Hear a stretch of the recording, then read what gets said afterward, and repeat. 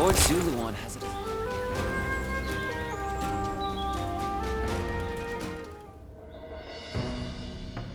Luibu has been defeated, and Yuanshu's power is waning. Clearly, this leaves Yuanshao in Ji Province as our greatest threat. It's said that he has finally prevailed over Gong Sung Zun, and so now controls all 4 of Hebei's provinces. That makes his faction the most powerful in the land. There is no doubt what he will seek to do next. Gain control over the Emperor. We have also been preparing for a final confrontation, but we are hopelessly outmatched. If we make one false move, they'll overwhelm us with their superior numbers. Oh? I wouldn't have expected that from you.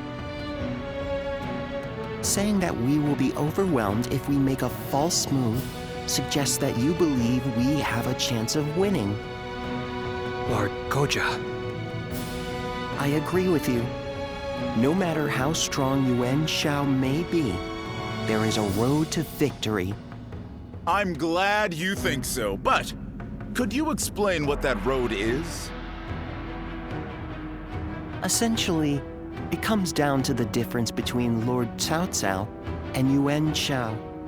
Yuanshao insists on finding the ideal solutions to problems, and so he is overly cautious. Of course, that can also be a good thing. In times of peace, it might make him a wise ruler. But in these chaotic times, I believe decisiveness is more valuable than prudence. And most crucial of all, Yuanshao is known to disfavor those who point out his weaknesses. A flaw like that in someone leading such a vast army is bound to create discord. A fair point. So, are you suggesting he isn't worth worrying about? I wouldn't go that far, but I do believe there is a more dangerous enemy out there. You mean Liu Bei?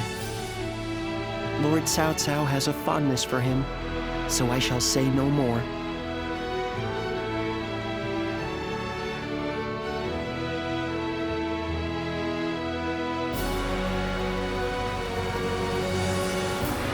What is Liu Bei like? You were with him for a long time. I'd like to know more about him.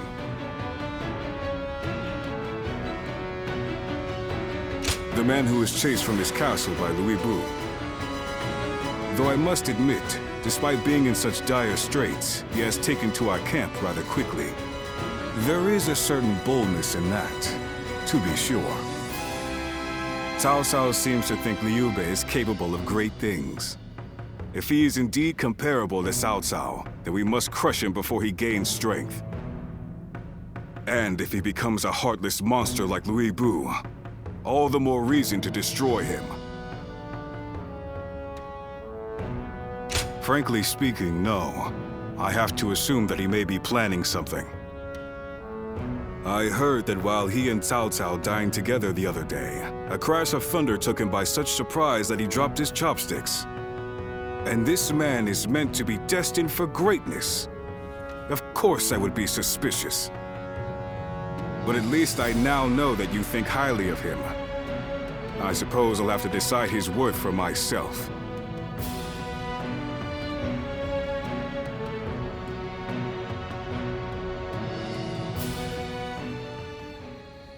Nothing has changed since Dong Chuo's rule.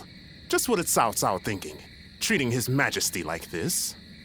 Well, he is the one with full control over the court. To him, the Emperor is a mere puppet. His Majesty might not speak ill of him in front of us, but surely he must be displeased. Or perhaps he is afraid because he is unable to discern Cao Cao's intentions. Have some respect. His Majesty would never fear a charlatan like him. Well, I am certain our dear Emperor is pained at all the tyrannical deeds committed in his name. Perhaps we should have forgone Cao Cao and entrusted someone with more prestige, like Yuanshao. Ah, But I hear that Liu Bei might also be worthy. Ah, well met. On patrol, I presume? It has grown late.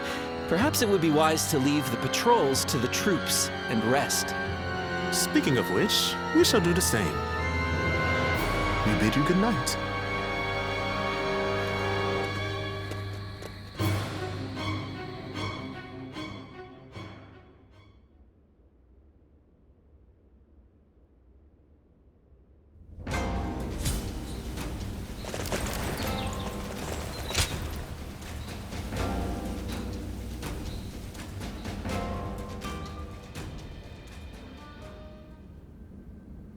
Are you certain, Lord Cao Cao?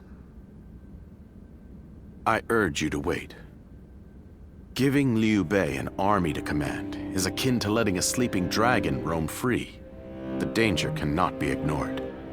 Yes, Liu Bei is a dangerous man. Once he gains strength, he will eventually come to stand in our way. And that is precisely why we cannot leave him in Shu City. Do you mean... There is a rumor going around. Unsubstantiated, but troubling.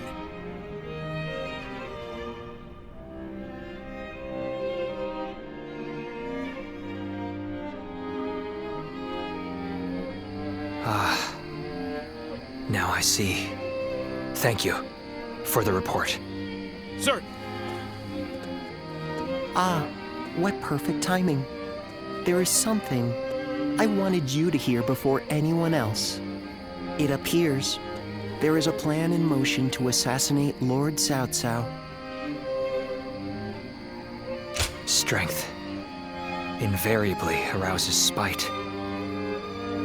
We merely need to know in whom. It appears this plan is coming together under the name of His Majesty.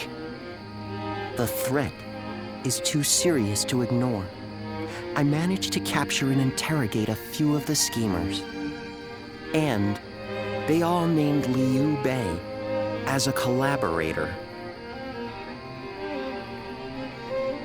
I know it must be difficult to believe, especially given how close you two are. But that means that you, of all people, should know what Liu Bei is like. He cannot help but respond to the cries of those in need. And given your reaction, it seems we were right. You are not part of their plot. Do forgive us for testing your loyalty in such a way. We're all glad your name has been cleared.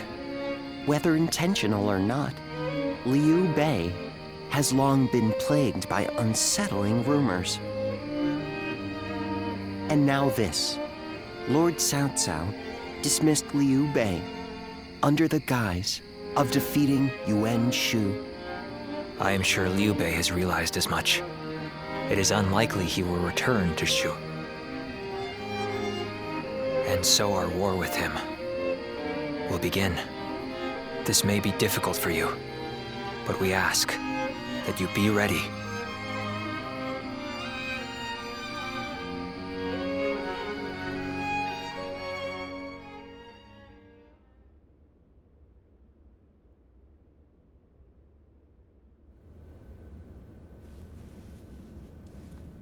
So, Liu Bei has chosen Shi province. Yuan Shu of Shouchen has already fallen. Then our next opponent will be either Yuan Shao or Liu Bei. We should focus on defeating Yuan Shao and gaining control of Hubei. Before we battle Yuan Shao, I would advise first reining in Liu Bei. Liu Bei's forces are small, which makes them quick. While Yuan Shao has your focus, he may strike you from behind. Containing Liu Bei before a battle with Yuan Shao is a viable strategy, especially if we wish to weed out uncertainty. Then we will attack Xiapi to shake Liu Bei from his seat. I trust you all to see to it that the castle is taken.